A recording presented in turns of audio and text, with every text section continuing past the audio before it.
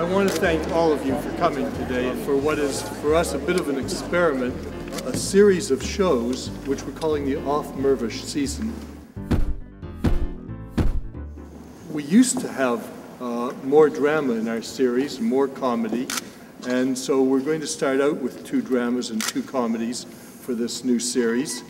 And one of the shows will take place here in the Royal Alex. It's the first in the series. It's a play called Terminus. For Terminus, we invite our audience up on the stage with us, and we use the backdrop of the empty theater as part of the way in which we tell our story.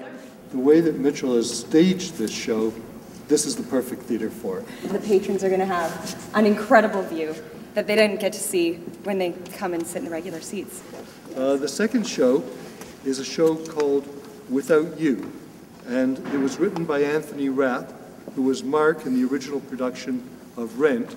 Without You is really about a 2.5, 3 year period of time where all these incredibly life-changing events occurred.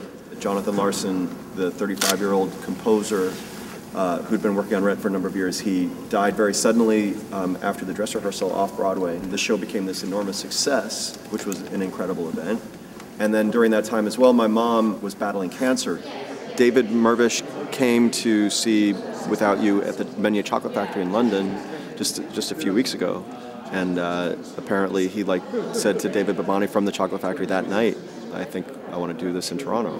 The third show in our season is a winner of the Tony, Olivier, Evening Standard, and Pulitzer Prize.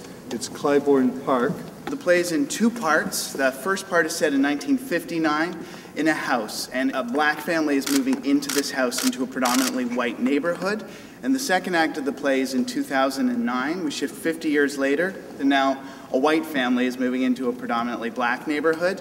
It's great to have the opportunity to get to come back and do a play that was so well received in a smaller scale and to bring it back to a larger audience.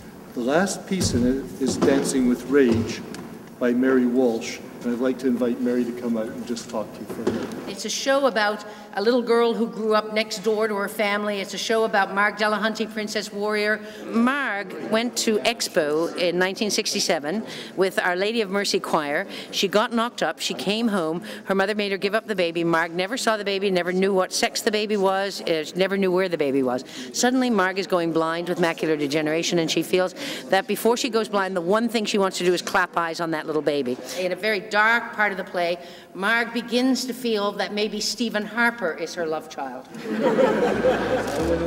I felt I had an opportunity. I went to shows that I would have loved to have had in my theater. How do I get them there? And if you do it one at a time, I don't think you can build anything.